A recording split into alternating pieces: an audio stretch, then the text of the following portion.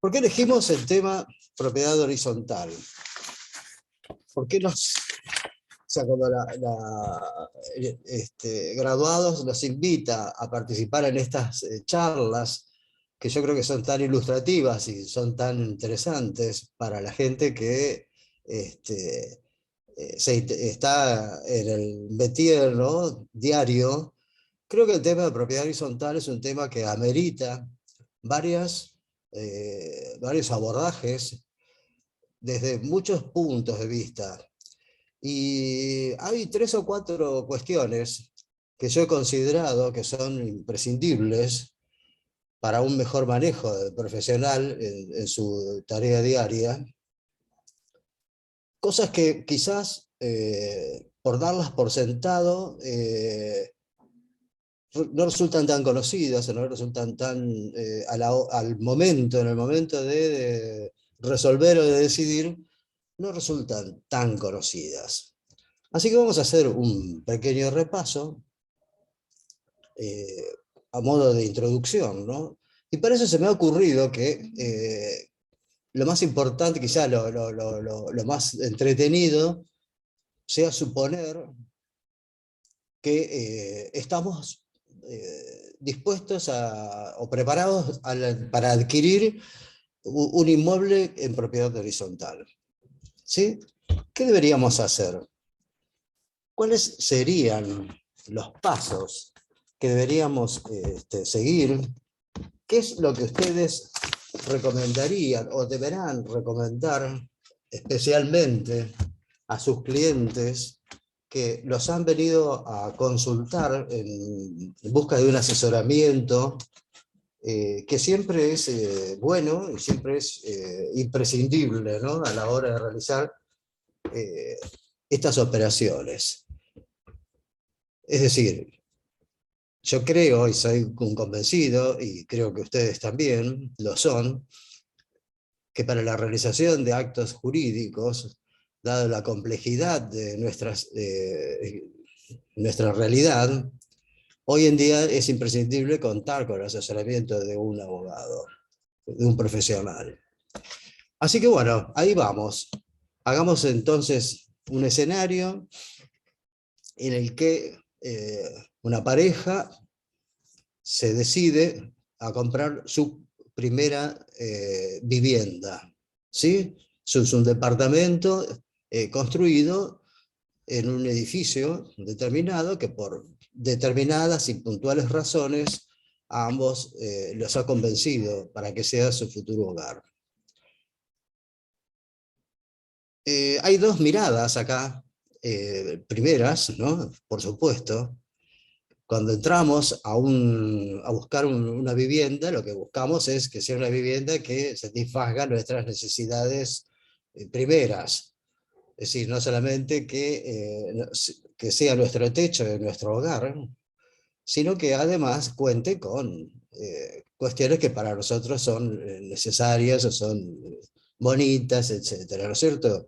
Así entonces nos fijaremos en el tamaño de las habitaciones, en la vista que tiene el living, si da al frente o contra el frente, cuántas habitaciones disponemos, de cuántos metros cuadrados, cómo son las terminaciones, etcétera, etcétera, etcétera. Todo eso es muy lindo y todo eso está muy bien, y por esos detalles, es por los que generalmente decidimos esta adquisición. Sin embargo, nosotros lo vamos a abordar desde el punto de vista profesional. Damos por descontado que este departamento es el departamento de nuestros sueños, de nuestra vida, que eso es lo que queremos, y ahora nos vamos a ocupar de los papeles, como decimos, ¿sí? A medida que vamos a ir relatando todas esta disposición, vamos a ir viendo, por supuesto, la normativa vigente, que es hoy por hoy está en el Código Civil y Comercial de la Nación, ¿no es cierto? ¿Qué es lo primero que me fijaría? Miren, yo lo señalo porque para mí es un vacío, es un hueco importante en el código, no entiendo por qué. ¿Ustedes saben cómo se inicia un consorcio de propietarios? ¿Cómo se inicia? ¿Cuál es el punto de arranque de una propiedad, de una propiedad afectada al régimen de propiedad horizontal? Ya sé que me van a decir todos que va a ser el reglamento de copropiedad y administración, etcétera, etcétera, hoy llamado reglamento de administración, pero yo me voy un poquito más para atrás, y yo les digo que toda obra en propiedad horizontal, todo inmueble sometido al régimen de propiedad horizontal, lo primero que tiene que contar es con un plano. Es un plano de mensura y de subdivisión. Ese plano no aparece por ninguna parte como exigencia, y sin embargo es el punto de arranque, es el punto de partida. Sin plano no hay posibilidad alguna de que se pueda confeccionar el reglamento, y sin reglamento no puede haber nacimiento de consorcio, y sin consorcio no existe, por supuesto, no existe la propiedad horizontal. ¿De dónde viene esta exigencia del plano? Esto estaba en alguna medida contemplado en la ley 13.512, anterior al régimen actual, y dentro de dentro de las disposiciones de la ley 13.512 había un apartado o un ítem que hablaba de la prehorizontalidad. Hoy la prehorizontalidad es mínima, está relacionada únicamente a un seguro, que después vamos a hablar sobre esto, pero como tal, estas disposiciones del 13.512 han sido derogadas, y entonces nos encontramos, tenemos que saber de dónde viene o cuál es la fuente de esta obligación de realizar un plano. En primer lugar, pensándolo razonablemente, nos imaginamos y sabemos que, por supuesto, si un inmueble que era de un solo propietario, o de varios, o de quién, no importa de cuántos, cómo, si era un condominio o era una propiedad individual, este inmueble de golpe va a tener varios copropietarios. Por supuesto, tiene que constar en una planta, en una representación gráfica, como se dice, cuál va a ser la afectación de ese terreno a los nuevos propietarios, o cuánto va a ser, o cuánto va a pertenecer a los nuevos propietarios, qué proporción de terreno les va a pertenecer. Entonces, esto se hace con un plano. Es un plano de mensura. Sí, ¿por qué? Porque es un plano que va a especificar las medidas del terreno, va a determinar sus linderos, sus rumbos, su ubicación geográfica y su ubicación catastral, sobre todo. Entonces, ese plano va a estar, por supuesto, tiene que estar confeccionado por un agrimensor, con un profesional autorizado, matriculado, e inscripto en el registro de la propiedad. ¿Sí? El detalle no es menor, sobre todo si se tiene en consideración que la obra que se va a realizar sobre ese terreno va a hacer referencia a ese plano, y que en el título la referencia a ese plano es ineludible, que la nomenclatura catastral que se le asigne a esta nueva figura, a este nuevo terreno que aparece así, va a estar relacionada y va a ser dicha en relación a ese plano. Entonces, por supuesto, desde ya la importancia de esto es primera. Y es el primer paso. Y es lo primero que deberíamos preguntar y consultar. A ver, es muy lindo este departamento, la vista es muy linda, las habitaciones nos van bárbaro, la disposición también, mostrame el plano. ¿Qué plano? El plano de mensura. ¿Sí? Ese plano está avisado, está aprobado, está inscripto, no lo está. Es decir, ese plano va a marcar la futura edificación y va a establecer específicamente que la edificación a realizarse en él va a tener que tener las medidas y la afectación territorial, digamos, que ese plano decide o establece. Ustedes saben que no, que siempre hay un coeficiente de construcción, ¿no?, sobre una determinada superficie. Ese plano lo va a determinar y la va a especificar. Así que, plano aprobado e inscripto. Por supuesto, la inscripción de ese plano no va a ser posible si no ha sido hecha por profesional autorizado, desde ya. ¿De dónde surge entonces esta exigencia? Aparte de que pareciera absolutamente lógica, ¿no? Pero no solamente es lógica, sino que además es obligatoria, ¿no? Es obligatoria y es jurídicamente exigible para todos. ¿De dónde sale? Sale de una ley que es una ley del año 1968, que todavía está en vigencia, que no fue derogada por el Código Civil, que es la ley 17.801, y que esta ley es de conocimiento casi obligatorio para que todo aquel que quiera ingresar o quiera conocer lo relacionado con el tema de la propiedad horizontal. ¿Por qué? Porque esta ley crea el registro de la propiedad inmueble.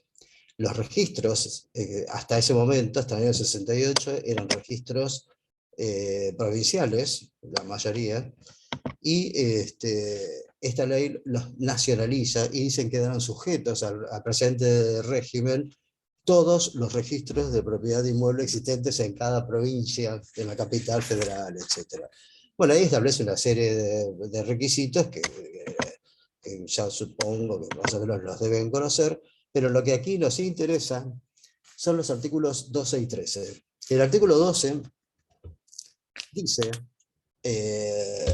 bueno, que la matriculación que corresponda, ¿no es cierto?, a cada inmueble. En primer lugar, perdón, quizás lo más importante es el artículo segundo, ¿no es cierto?, que dice que todos los actos jurídicos que correspondan sobre los inmuebles se anotarán en este registro, que los escribanos no podrán extender escrituras si no fueran de acuerdo con las disposiciones del registro, etcétera, etcétera, y que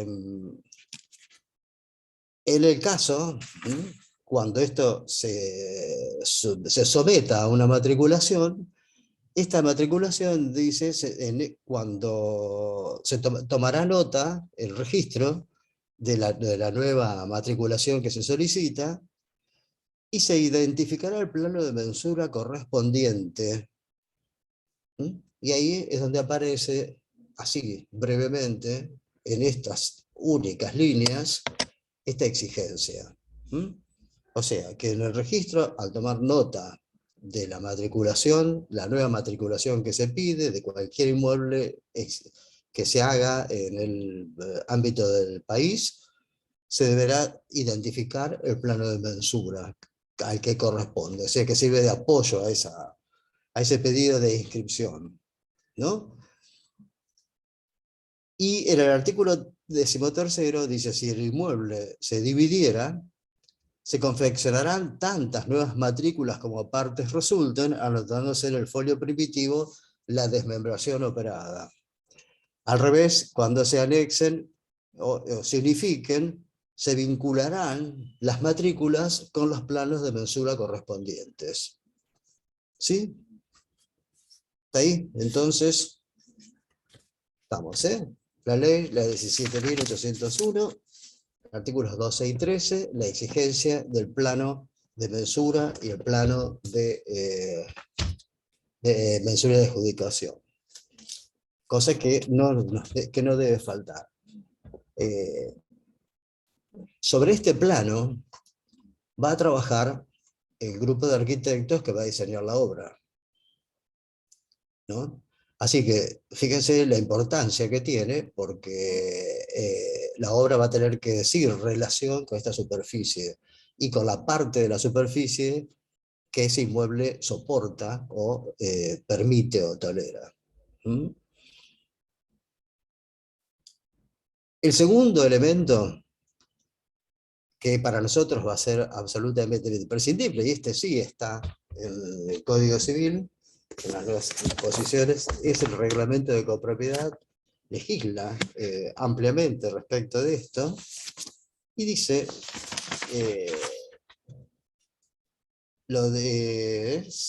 establece, ¿no es cierto?, que este reglamento va a ser el contrato, ¿no? Dice cuáles son las partes, cuáles son, perdón, los contenidos, lo que sí o sí debe contener, y ahí hay una larga enumeración de, bueno, todas las que ustedes ya conocen. Este reglamento es el contrato, ¿sí? Es el contrato base, es el contrato por el cual se accede al régimen, es el que abre la puerta al régimen de la propiedad horizontal, ¿sí? Este, por supuesto, es un contrato, en la mayoría de los casos va a ser un contrato de adhesión, ¿no? ¿Por qué? Porque alguien lo va a tener que redactar. ¿Quién lo va a redactar? Aquel que somete o sujeta este inmueble a este régimen de copropiedad, ¿sí? Entonces, todos los demás que accedan a este régimen van a ir adhiriendo a las disposiciones contractuales allí establecidas. Y este va a ser, de aquí en más, ley para las partes, ¿sí? Vamos a volver sobre este tema un poquito más. No precisa, la verdad que no precisa mayores explicaciones. Ya creo, por supuesto, que todos ustedes lo conocen puntualmente, pero sí me gusta que se destaque la importancia de este reglamento, que es el que va a permitirnos acceder o a ingresar a al régimen de propiedad horizontal. Fíjense que esta exigencia, ¿no es cierto?, de la redacción del reglamento está en el artículo 2038 del nuevo Código Civil, y que dice que a los fines de la división jurídica del inmueble, ¿sí?, el titular de dominio o los condóminos deben redactar por escritura pública el reglamento de propiedad horizontal. Podemos hacerlo, vamos a hacer una interpretación normativa por partes, ¿sí? A los fines de la división jurídica del inmueble. ¿Qué nos está diciendo? ¿Por qué división jurídica? El inmueble va a estar dividido físicamente. Pero no podemos olvidarnos también que esa división física, a esa división física tiene su correlato en la división jurídica. ¿Por qué? Porque va a haber tantos títulos como condóminos de golpe existan, o como consorcistas, si se quieren, ¿sí? Esa es la división jurídica a la que habla. Cuando hablamos de título, ustedes recuerdan que es una palabra que tiene una doble acepción en nuestro sistema legal, específicamente en el tema de derechos reales. Cuando hablamos de título, estamos hablando no solamente de documento. Cuando yo les digo, mostrarme el título de este inmueble, seguramente me van a mostrar la escritura. Pero la escritura lo único que hace es estampar, consolidar o poner en palabras el origen de la adquisición del dominio, ¿sí? Entonces, ahí es donde hablamos de la otra acepción, cuando decimos que, por ejemplo, que quien pueda iniciar una acción reivindicatoria debe tener título suficiente. Ahí estamos haciendo referencia al título suficiente, y el título suficiente es la causa jurídica de la adquisición. ¿Cómo llegaron? ¿Cómo se llega a la adquisición del dominio? Bueno, sabemos, hay dos grandes formas, digamos, o dos grandes vías.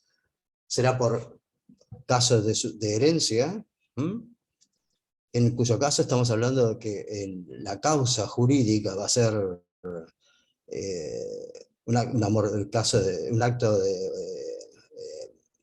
mortis causa, o por un contrato. Si es un contrato, será por actos inter vivos. Contratos que pueden ser de distintas clases, ya sabemos, compra, venta, cesión, donación, etc. ¿Sí?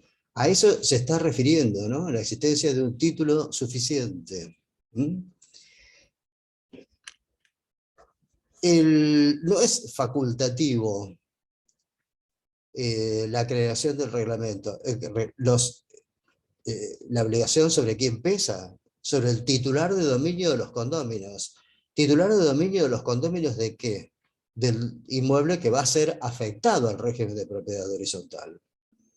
¿Sí? O sea, ¿cuál será la obligación entonces de estos? Ya vimos la primera, hacer un plano. La segunda, el reglamento. Por eso la ley dice, deben redactar y por escritura pública. Es una exigencia formal, la formalidad ad solemnitatem. Y este reglamento, además, no solamente se debe redactar, sino que también se debe inscribir en el registro inmobiliario. A ese registro a que hacía referencia la ley 17.081. Bien, un apartado del artículo 2038, el segundo apartado del artículo trae una novedad que no existía en la ley 13.512, y dice: el reglamento de propiedad horizontal se integra al título suficiente. ¿Sí? Ahí tenemos lo relativo al título que les decía. Y ya que estamos hablando de este tema, recordemos lo que ya les anticipé, cómo dice la ley puntualmente que es título suficiente. Lo dice el artículo 1892, y dice, se entiende por título suficiente el acto jurídico revestido de las formas establecidas por la ley que tiene por finalidad transmitir o constituir el derecho real. El acto jurídico, originario, el contrato, si es un acto por inter vivos, o la declaratoria de herederos si fue por mortis causa, ¿sí? La aprobación del testamento, en todo caso, si la sucesión fue por causa, fue testamentaria, perdón. ¿Sí? Entonces, este tema nos está remitiendo entonces ahora a esta cuestión. Vimos el plano, vemos el reglamento. El reglamento está aprobado, está inscripto, contiene todas las especificaciones que la ley impone, las contiene o no, o se le falta o no. Y ahí ese análisis es un análisis que nos debemos y que tenemos que hacer, sobre todo si somos profesionales, sobre todo si estamos asesorando a algún cliente, o si lo caso queremos cumplir con nuestra profesión y decir, bueno, hicimos un acto jurídico como corresponde, sabiendo exactamente todos los pasos que hemos tenido que dar. Con esta cuestión, les dejo una sola aclaración que me parece que es importante. Vélez, en su código, su código civil y en sus notas magníficas, que desgraciadamente hemos perdido, supongo, hemos perdido, no sé, yo no las he perdido, pero les invito a ustedes que tampoco las pierdan, porque son y seguirán siendo fuente de interpretación seguramente, sobre todo en las formas que está redactado el nuevo Código Civil.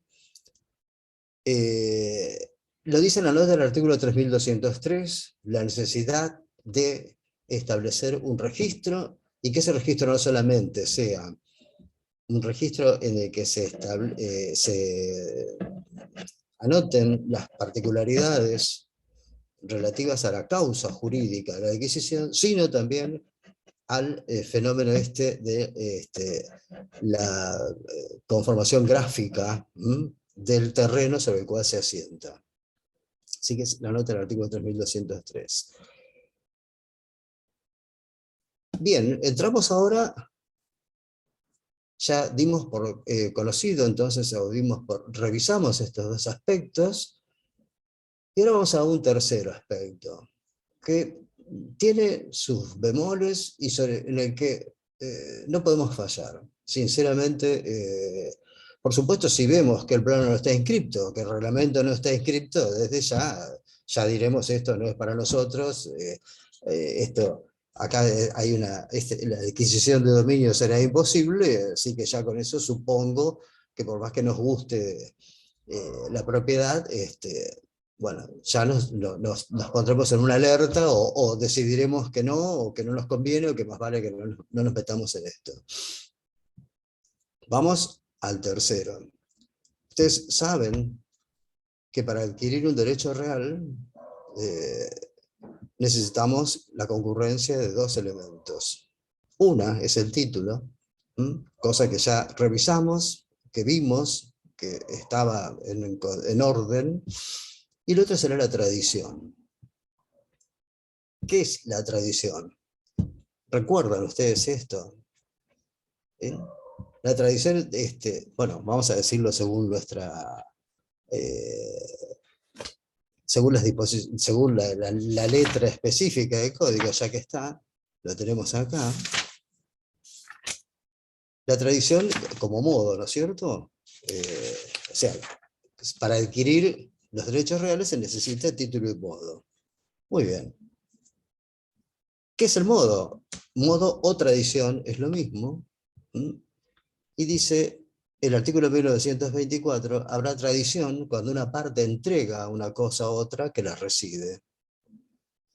Epa. Me parece que se quedaron cortos acá. Es una entrega y una recepción. Le falta para mí le falta una palabra, y es una palabra fundamental. Si uno da y el otro recibe, es porque esa entrega y esa recepción tiene sí o sí que ser voluntaria. Entonces, no es lo mismo decir que se trata simplemente de una entrega y recepción, si no le ponemos la voluntariedad. Porque, por supuesto, quien me sustrae un reloj en el subte va a despojarme y en alguna forma va a recibir, ¿sí? Pero no hay voluntariedad. Además, la voluntariedad ya sabemos que la nota específica que determina la existencia misma del acuerdo de voluntades. Y precisamente por eso se llama, es un acuerdo de voluntades. O es un contrato. Y ahí tenemos el acto jurídico de que nos hablaba la disposición legal que estuvimos mirando recién. ¿Sí? Entonces, habrá tradición cuando una parte entrega voluntariamente y la otra voluntariamente recibe una cosa. ¿Sí? Así que, ojo con esto, porque yo creo que es muy importante.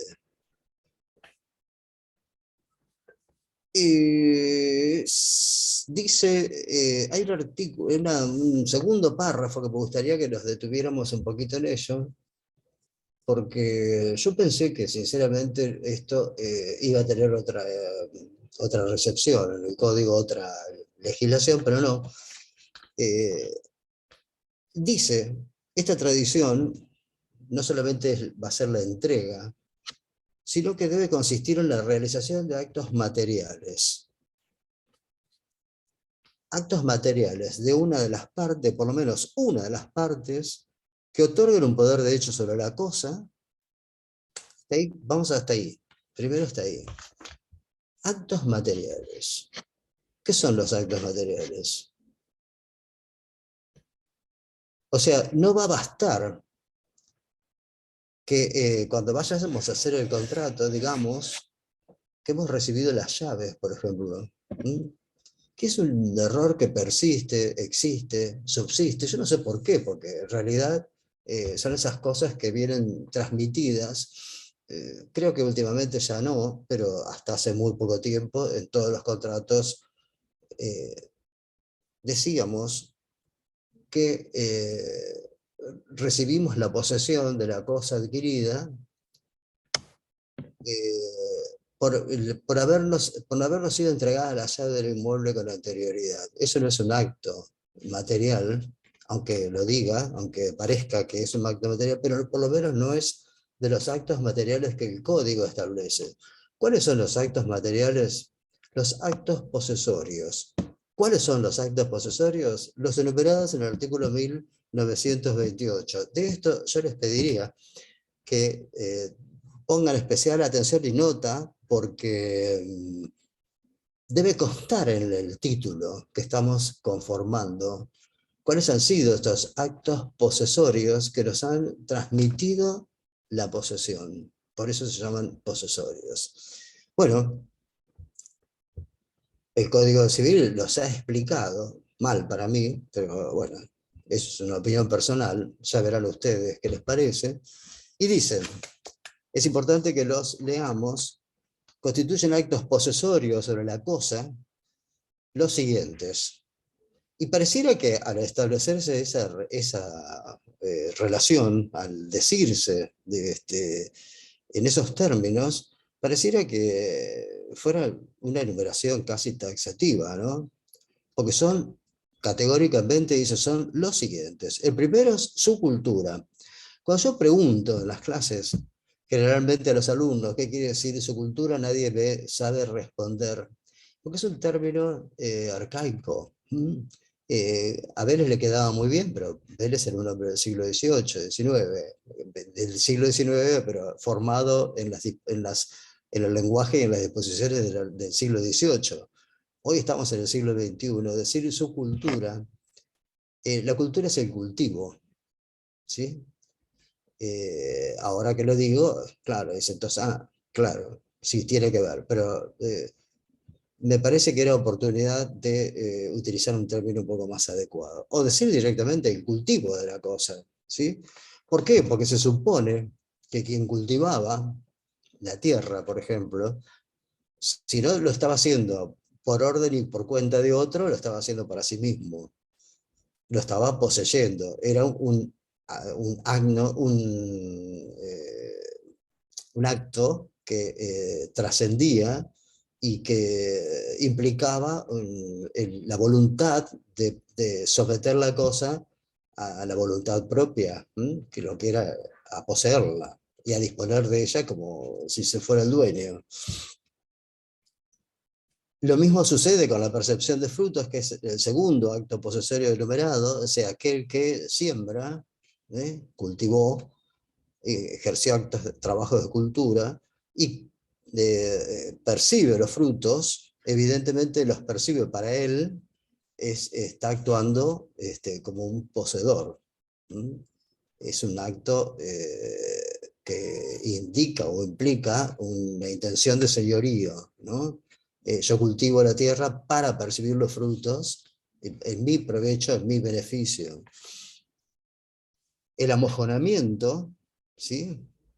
O impresión de signos materiales. El amojonamiento significa establecer, a los efectos de establecer los linderos, es establecer en cada uno de los vértices de la figura geométrica que se trate el terreno, un mojón para que pueda servir para qué, para su mensura, para qué, para la confección del plano. Mejora, dice, es un otro acto posesorio. Sí, obviamente, seguramente que quien mejora un inmueble, quien introduce una mejora en un inmueble, sería un poco más académico decirlo, lo hace en beneficio propio, pero también en beneficio del inmueble. La exclusión de terceros es un acto posesorio, ¿sí? Y acá viene la última parte que dice, y en general, su apoderamiento por cualquier modo que se obtenga. Ajá. Eso es un acto posesorio. Apoderarse de algo, así sea, así no sea propio, ¿sí? Es un acto posesorio según el Código Civil y Comercial de la Nación. No era así en la época de Vélez. En el Código de Vélez, Vélez no hablaba de apoderamiento, Vélez hablaba de ocupación. ¿Mm? Y yo creo que suena mejor, es mucho mejor la palabra. eh, es decir, el inmueble que está ocupado por alguien que pretende ser su dueño es porque lo posee, ¿sí? Y está evidenciando la existencia de la posesión. Así que ahí tenemos el acto posesorio constituido o constituyente del modo o la tradición como elemento necesario para la adquisición. ¿A qué nos lleva esta larga, quizás para ustedes, por ahí hasta aburrida, si viene el caso, eh, enumeración o análisis? A que no podemos de ninguna manera imaginarnos que vamos a adquirir algo que esté ocupado por otro. Esto es importantísimo. ¿Por qué eso es así? Porque esa ocupación hecha por otro, ese inmueble que responde a la ocupación de otro, a la posesión que otro ejerce sobre él, no puede ser objeto de tradición.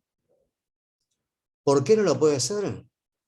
Es muy puntual, primero por una cuestión práctica, ¿no es cierto? Es decir, no podemos estar transmitiendo algo que, como propio si resulta que tiene una ocupación anterior, una posesión anterior. No nos olvidemos que la posesión implica someter una cosa con ánimo de intención de dueño, ¿sí?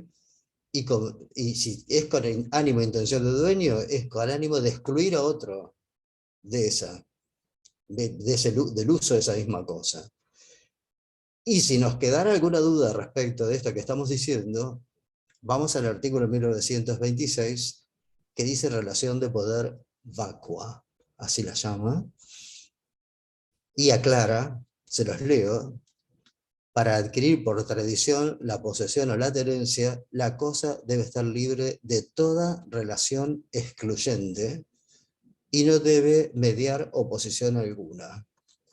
¿Mm? ¿Sí? Entonces, como corolario de todo esto que estamos diciendo, dimos el primer paso, vimos el plano. Dimos el segundo paso, revisamos el reglamento. Vamos al tercer paso, el inmueble.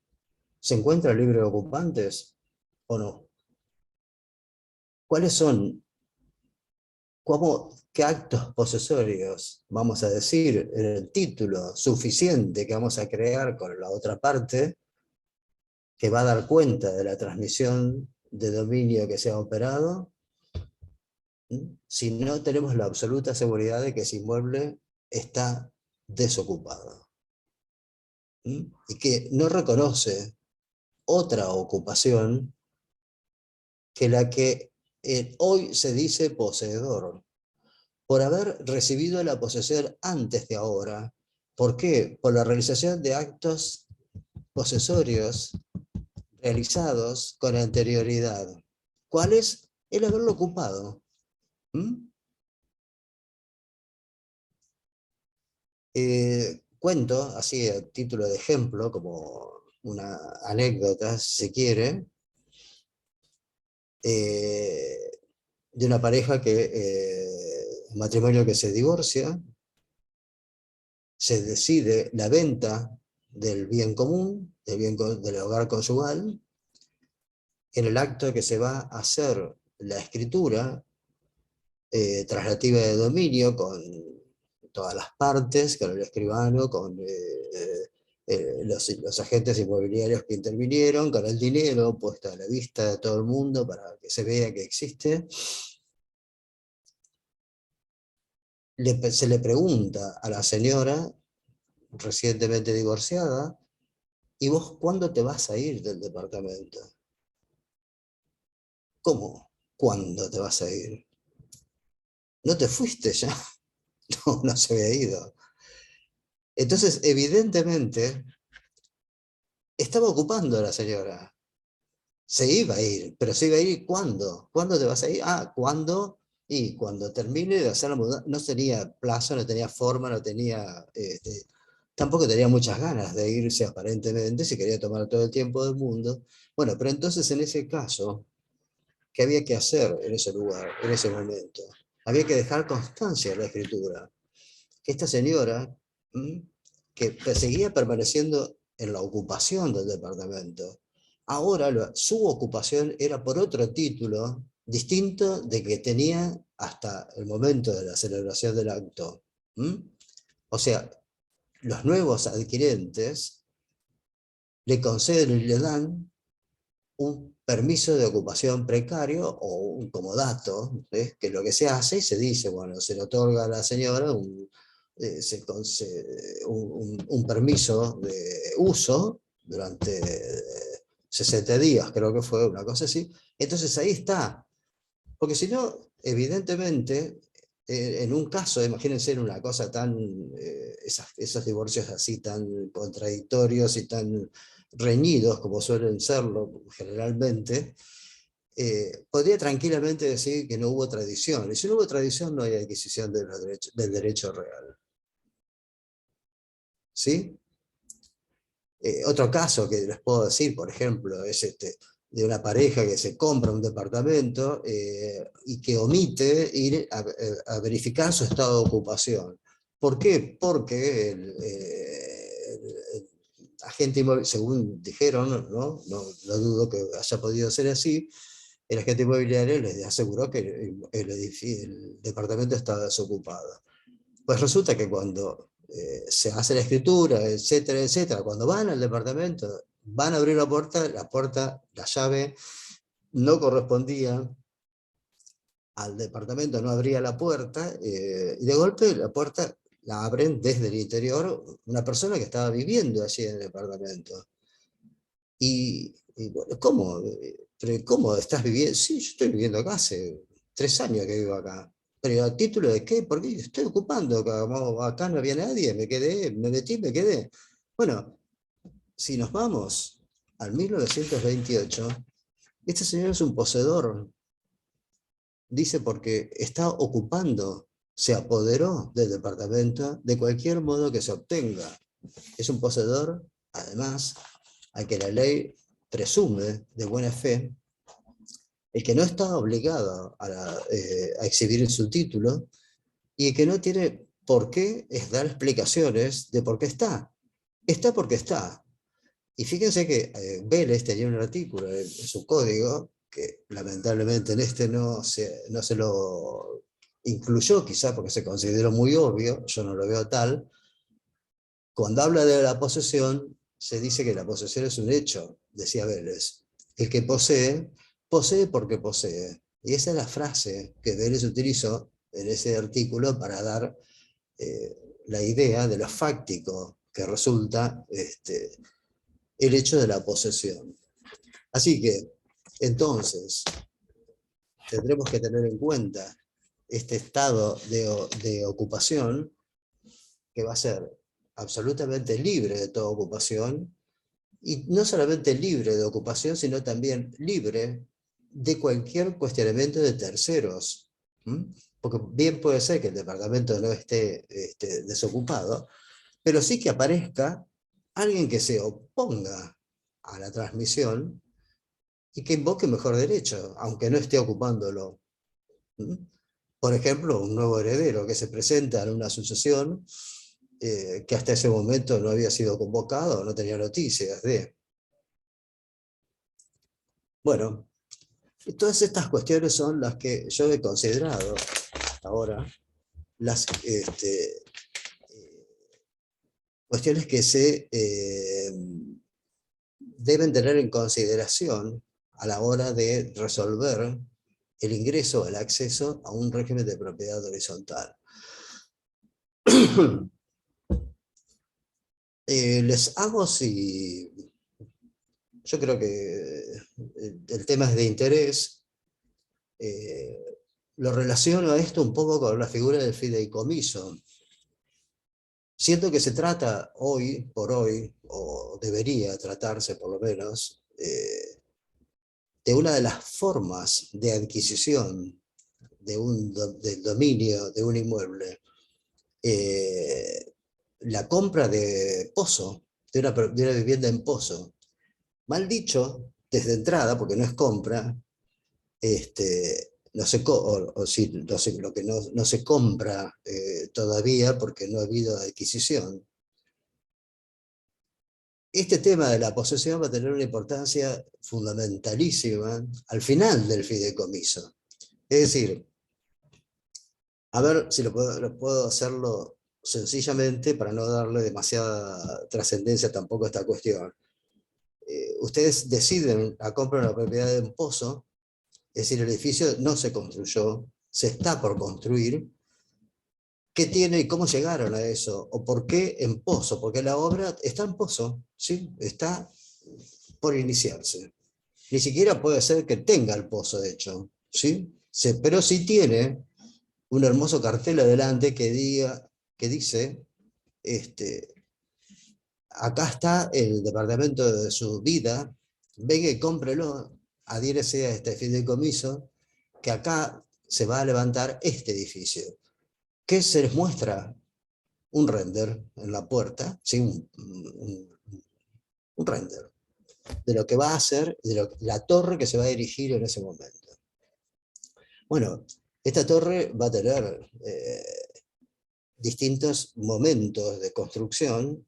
Primero será el pozo, después serán los cimientos, después será la estructura, después serán las terminaciones, y finalmente llegará el momento en que, después del tiempo más o menos calculado, con suerte, llegará el momento de la adjudicación de esas unidades funcionales que se construyeron sobre un inmueble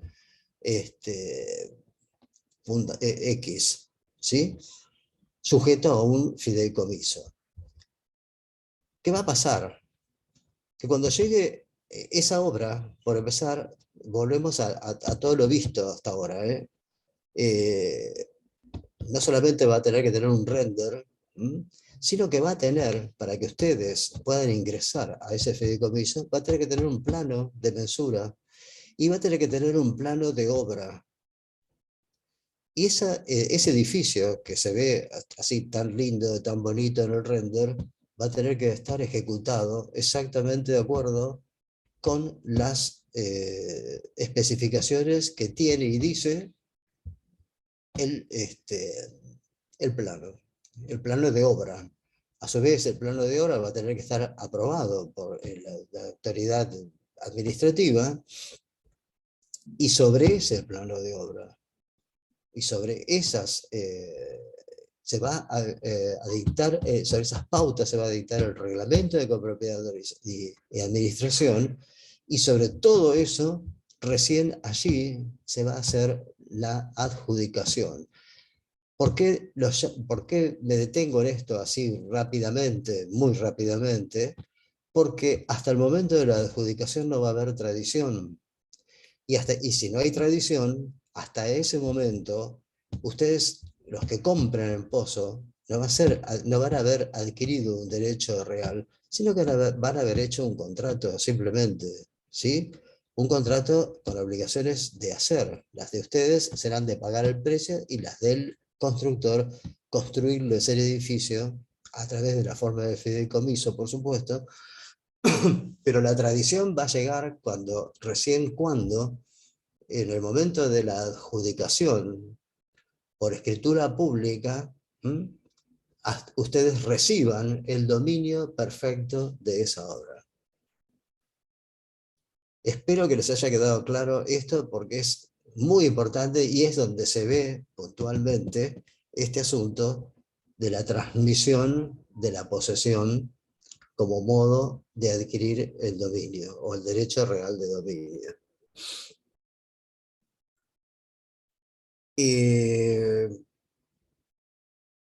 Vamos sigamos me impresiona un poco esto de estar así a distancia, no verlos en la cara, no poder ir testeando un poco cómo estamos yendo, pero bueno, es lo que tenemos. Son 335 participantes, es una cosa, nunca imaginé que va a ser un número Profe, tan... ahí igual abría el chat por si quieren ir haciendo alguna acotación o tener un intercambio. Así ya también vamos viendo cómo se viene desarrollando el taller. Sí, podríamos hacerlo ahora, Mira, ahí pusieron va excelente. o podríamos hacer un impasse, no sé, como ustedes quieran, no tengo inconvenientes, no tengo inconvenientes. Excelente y Gracias claro. gracias por los comentarios.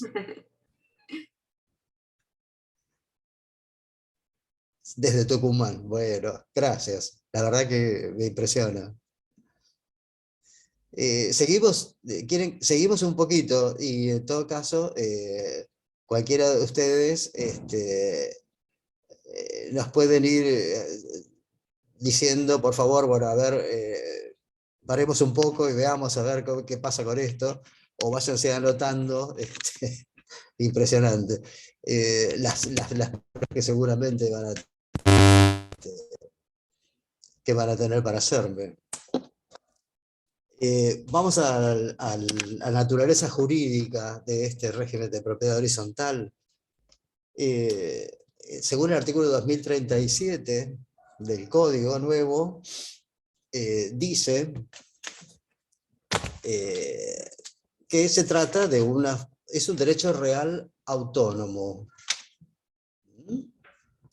Eh, es un derecho real autónomo. Esto es importante porque hasta este momento se decía y se entendía que la particularidad que tenía la propiedad horizontal era la coexistencia de dos formas de dominio, si se quiere, es decir, un dominio que coexistía con un condominio. O sea, ser el domine, ser dueño, respecto de las partes privativas de la unidad funcional puntualmente, y ser condómino de las partes comunes. ¿Sí? El artículo 2037 aleja esta posibilidad porque no habla en ningún momento de condominio, ¿no es cierto?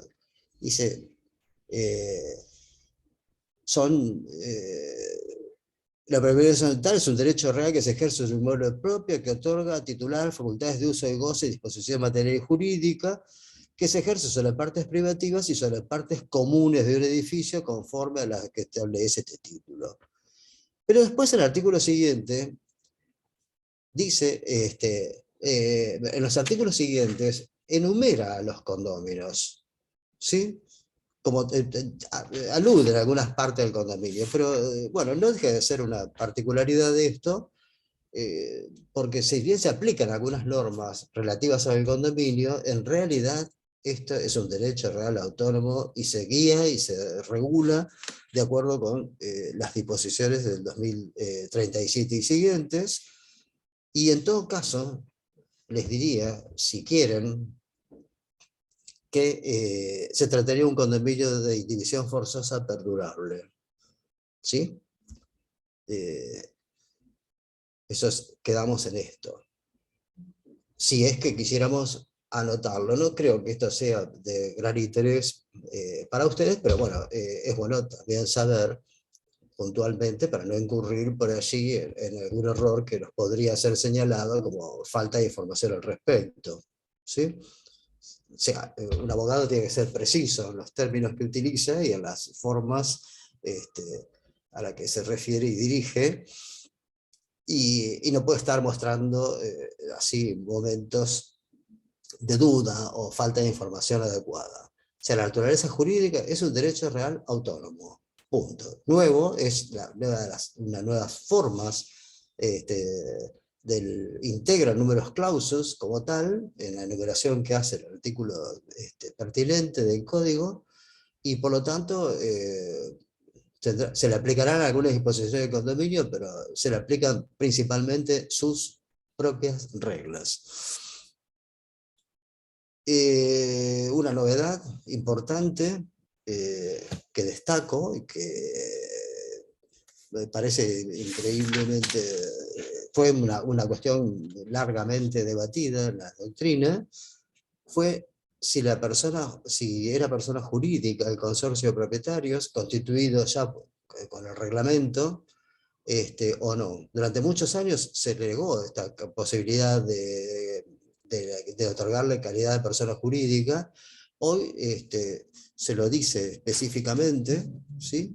El consorcio hoy es persona jurídica y por lo tanto, y esto yo creo que es importante, tan importante es que la persona jurídica puede adquirir derechos y contraer obligaciones por sí misma. Ya acá no va a ser necesario mucho acuerdo ni mucha historia, ¿sí? El consorcio de propietarios constituido por reglamento, hoy por hoy, puede adquirir derechos y contraer obligaciones. Yo siempre señalo este aspecto, porque aunque pareciera una cuestión, eh, una exquisitez jurídica, y bueno, ¿cuál es la diferencia?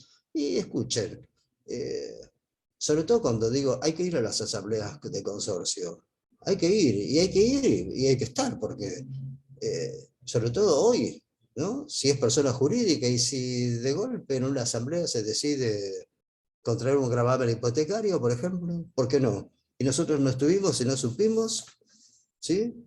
Así que, ojo, con esto, el artículo es el 2044, el conjunto de los propietarios, las unidades funcionales, constituye la persona jurídica consorcio. Tiene su domicilio en el inmueble y sus órganos son la asamblea, el consejo de propietarios, si lo hubiere, que no es lo que dice, y el administrador. Así que es una persona con domicilio y con órganos, ¿sí? Que va a vivir todo el tiempo que eh, establezca la legislación, ¿no es cierto? La vida misma del edificio, ¿sí? Todo lo que soporte. Bien, entramos ahora a hay algo que es un punto que a mí me gusta destacar respecto de esto. Ustedes saben muy bien, quizás por experiencia, porque lo han oído, porque lo han visto, que un consorcio de propietarios es, bueno, es un semillero de conflictos. O sea, generalmente hay edificios en el que se plantean cuestiones que terminan con serios problemas entre los consorcistas. ¿Sí? Les diría casi que la mayoría de los consorcios es con rivalidades egocentristas, dice Lucrecia Pacheco. Sí, sí, efectivamente. Eh, bueno, pero mientras sean rivalidades y permanezcan en el campo de las diferencias de opinión, etc., no pasa nada. Pero en cuanto alteran la tranquilidad que tiene que existir en un consorcio, ahí la cuestión pasa pasa a otro nivel. La ley tiene, en este aspecto, poco, pero tiene algunas disposiciones que son muy interesantes para tenerlas en cuenta, y pareciera que en su espíritu en general, ¿sí?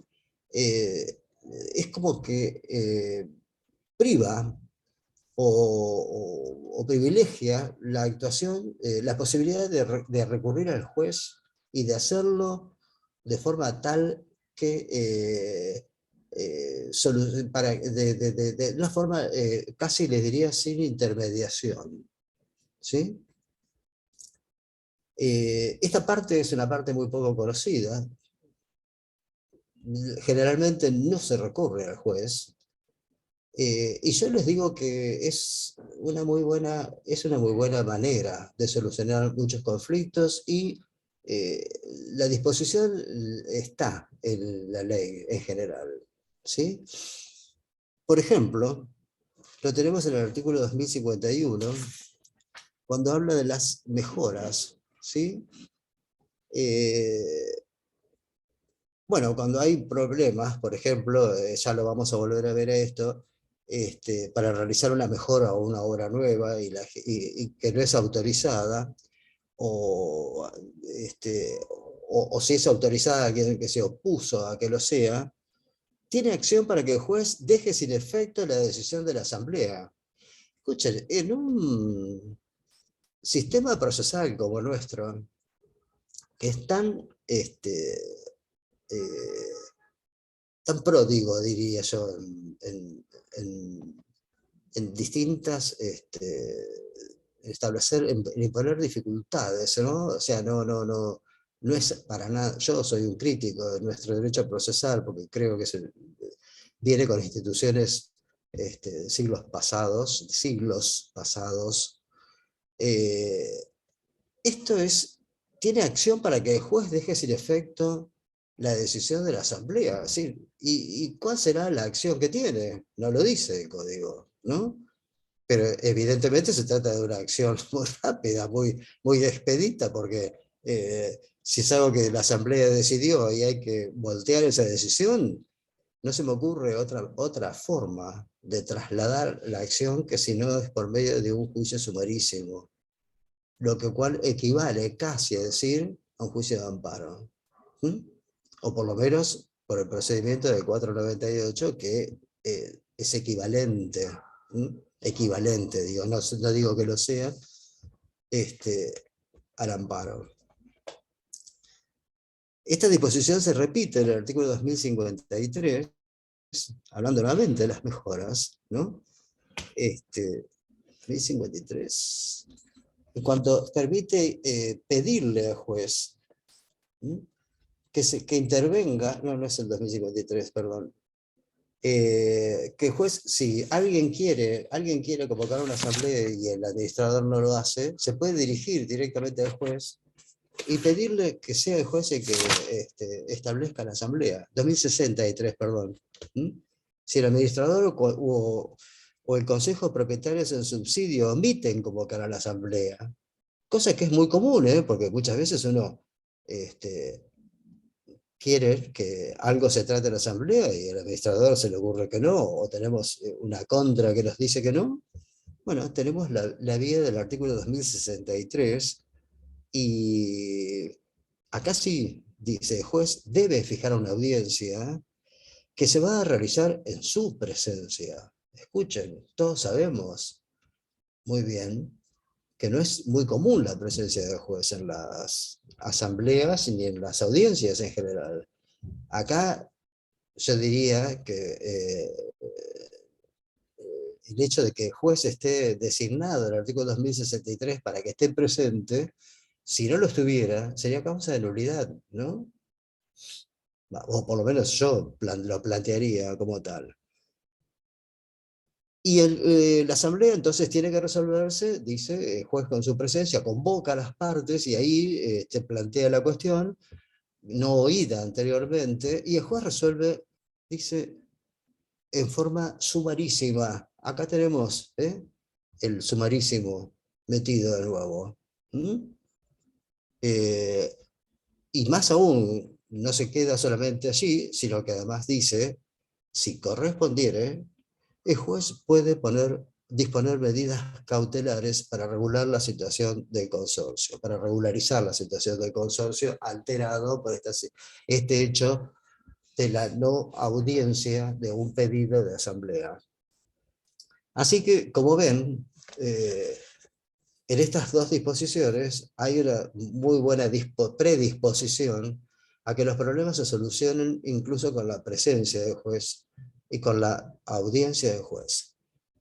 No quedamos ahí. Tenemos otra posibilidad, y esta nos la da el artículo 623 ter, pero del Código Procesal, cuando nos habla de la situación que se da, que es bastante común, por lo menos acá en la ciudad de Buenos Aires, y con este hecho, con estas cuestiones de las seguridades y de pandemia, se han profundizado más aún, cuando uno de los consorcistas se opone a la realización de reparaciones urgentes. ¿Sí? En este caso, el artículo 623 ter dice cuando se produjeren deterioros o averías graves en un edificio que ocasionen daños a terceros y el ocupante se opusiere a realizar o a permitir que se ejecuten reparaciones necesarias para hacer cesar la causa del perjuicio, el propietario o directamente el inquilino afectado. Miren que acá está dándole intervención al inquilino afectado, que es un tenedor, no un poseedor, o en su caso el administrador, que es el que debería hacerlo, podrá requerir que se adopten las medidas y se lleven a cabo los trabajos que sean necesarios, disponiéndose el allanamiento del domicilio si fuera indispensable. Así que es con allanamiento incluido, ¿sí? Con allanamiento y con una intervención judicial directa y con una, les diría, más que sumarísima, ¿sí? Porque ya directamente esto es una acción autónoma que está concediendo el código procesal dentro de lo que se llaman los interdictos posesorios, ¿sí? Del artículo 610 y siguientes. Este vendría a ser, se le llama el interdicto de la propiedad horizontal. ¿Sí? Dice, para que vean ustedes la importancia que se les ha dado a esto, la petición tramitará sin forma de juicio, con una sola audiencia de los interesados y un informe técnico que deberá acompañarse en el escrito de inicio, y la resolución del juez es inapelable.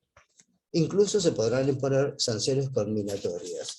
Es para tenerlo en cuenta, 623 ter, hemos tenido experiencia en cosas parecidas, en situaciones ríspidas que se han producido con entre los consorcistas, y es otra disposición que se suma a las ya vistas en relación a la posibilidad de recurrir directamente al juez.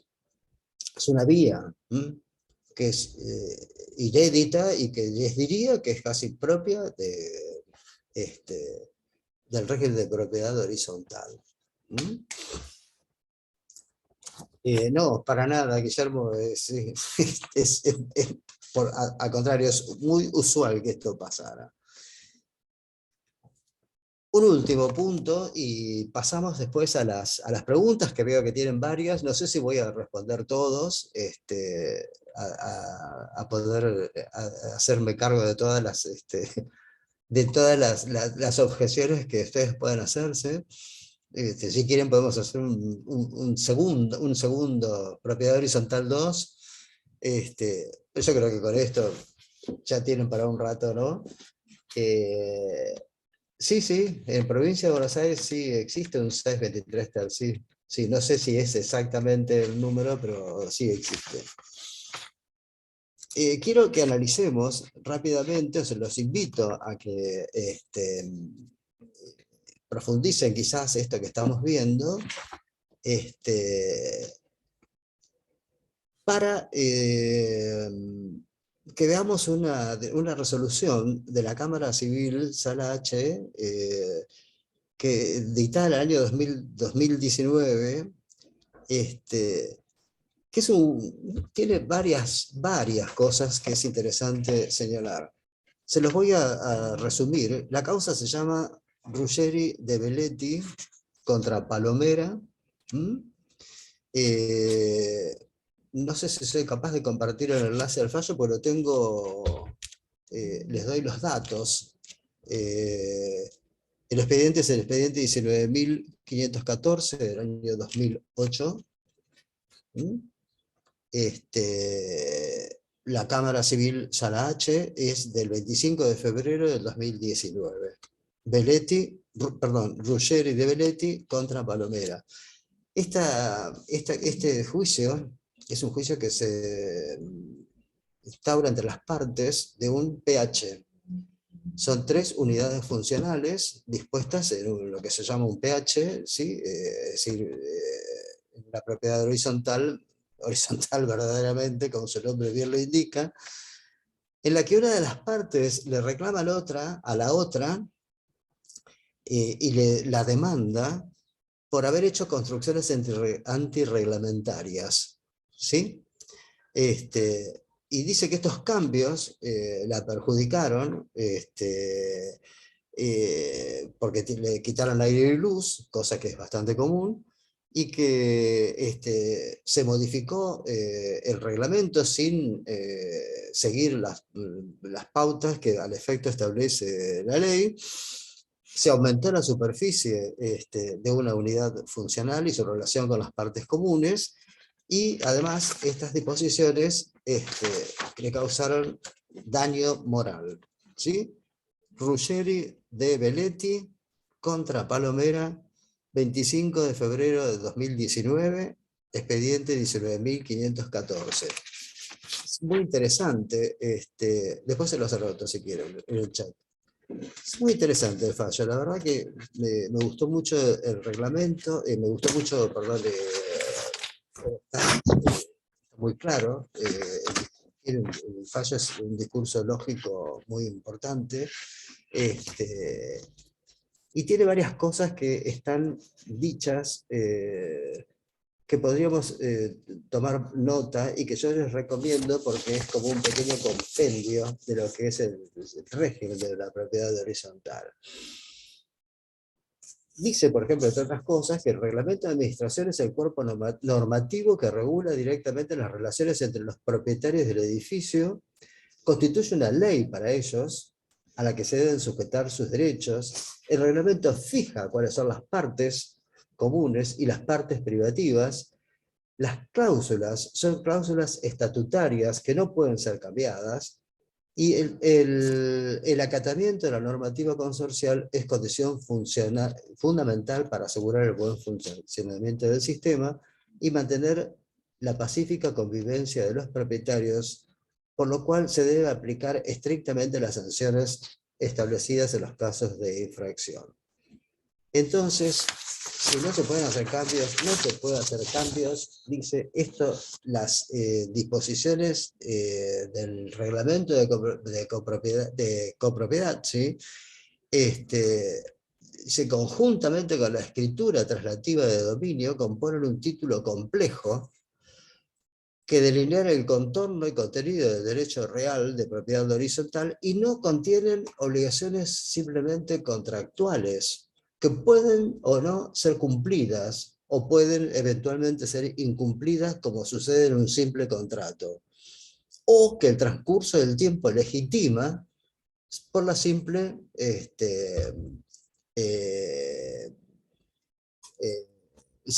silencio o la falta de oposición. No, dice, las disposiciones deben ser respetadas por los consorcistas, no existe la mera tolerancia, la inacción del consorcio no autoriza al otro a seguir avanzando, ¿sí? En definitiva no se pueden reconocer derechos cuando se han violado las disposiciones estatutarias. Pero el caso se dirime de una forma muy curiosa, porque lo que en definitiva sucede, dice, es que la ley exige que todos los consorcistas acaten las disposiciones. Y resulta que a lo largo del proceso surge que ninguna de las tres unidades funcionales respetó las disposiciones del reglamento de copropiedad. Todos hicieron obras no autorizadas, nadie respetó ese reglamento, y la superficie común se vio reducida en un casi 10% de la que tenía originariamente. Por supuesto, de esa manera se modificaron y se transformaron las partes descubiertas en partes cubiertas, se alteraron los porcentuales de titularidad, etcétera, etcétera. Entonces dice la jueza que opina, ¿no es cierto? que una resolución, una importante nota, dice que la ley no está para autorizar el ejercicio abusivo de derechos. Que nadie puede exigir de otro obligaciones que por su parte no ha cumplido. ¿Ustedes recuerdan cuando dieron contratos posiblemente que había un artículo, me acuerdo en su momento era el 1204, que decía justamente eso, que nadie puede exigir de otro el cumplimiento si a su vez él no ha cumplido con las obligaciones contractuales? ¿No? No me acuerdo exactamente cómo se decía en latín esto, pero tenía una frase, era la exception non ad impleti contractus. Exactamente, gracias, menos mal que me salvaste, María Beatriz. Exacto. Y tenía otra, además, que era la exception non rite ad impleti contractus, cuando no había incumplimiento, sino cumplimiento defectuoso. ¿Sí? Bueno. Esta es, aunque no esté dicho en el fallo, es un poco el argumento que la jueza elabora y esgrime. Y dice, señores, escuchen, los tribunales no están para el ejercicio abusivo de derechos. Y nadie puede exigir de otro lo que él, a su vez, no ha cumplido. En el caso de la actora, había incumplido en la misma medida, o quizás mayor todavía, que las que señalaba de su oponente. ¿Sí? Entonces, fíjense estas dos disposiciones. No sé en qué parte está del Código Civil, sinceramente lo debía haber anotado y no lo hice, disculpen. Fijémonos el equivalente a ese famoso 1204, ¿cuál es el artículo? Está seguro, me acuerdo de haberlo leído y todo, pero no he retenido el número. Y tengámoslo muy presente, porque en las cuestiones que se suscitan en materia de propiedad horizontal, es de un amplio pero extraordinario uso esta disposición. Ojo con quien señala a otro un incumplimiento que quizá pudo haber sido compartido en su momento. Y la otra disposición, hoy está en el artículo 10 del nuevo Código Civil, cuando dicen el ejercicio abusivo de derechos. ¿Por qué dice el ejercicio abusivo? Porque estamos hablando de situaciones en las que gente que ha realizado obras y mejoras que no estaban sin autorización de otro, antiguamente se ordenaba directamente la destrucción, ¿sí?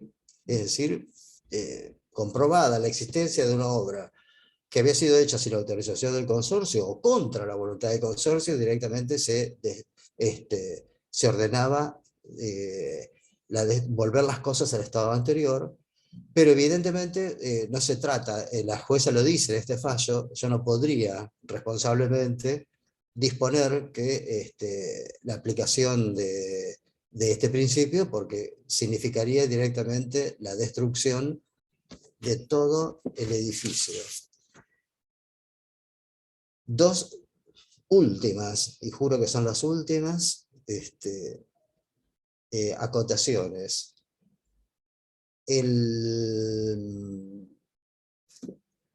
La jueza termina con una, rechaza la demanda, por supuesto, en base a todo esto que le estamos hablando, y se permite una reflexión que pocas veces he visto, que me gustó mucho y que me parece muy bien.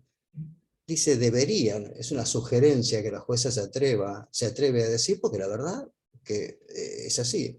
Pero fíjense qué importante y cómo se relaciona o hila con todo lo que hemos venido diciendo, y que ustedes me han escuchado con tanta paciencia. Dice, deberían todos los propietarios componer sus diferencias a través del órgano consorcial, es decir, a través de las asambleas. Hacer nuevos planos, ¿sí? Fíjense la importancia del paso primero, aprobar la modificación del reglamento, ya que el vigente poco poco y nada tiene que ver con el estado real de cosas. Me parece magnífica la frase, se las recomiendo. Y tiene la otra última acotación. En alguna parte, la jueza por ahí se queja cuando dice del abuso del derecho. Fíjense lo que dice, ¿no? Que bueno, la parte pretende hacer cumplir un reglamento a quien incurrió en mayores violaciones. Es innegable, dice que las partes a esta altura, luego de 10 años de juicio, escuchen, de 10 años de juicio, evidentemente no se siguieron los pasos que la ley establece. Esto se pudo haber evitado con las actuaciones judiciales o con la convocatoria del juez o la vía esa que permite ser tan accesible al juez. Es impensado que se hayan perdido 10 años pleiteando por una cuestión que quizá se pudo haber resuelto en una audiencia. Con esto cierro. Les agradezco, por supuesto, su atención. Espero no haberlos aburrido, sinceramente. Este sistema me pone muy mal, es la primera vez que lo hago además, así que disculpen todas las falencias que pudo haber habido. Y gracias, Natalia, ahí te veo que ya me estás diciendo que ya está. Gracias a todos, muy buenas, gracias por sus notas, la verdad que son muy lindas, sí, me gustan mucho.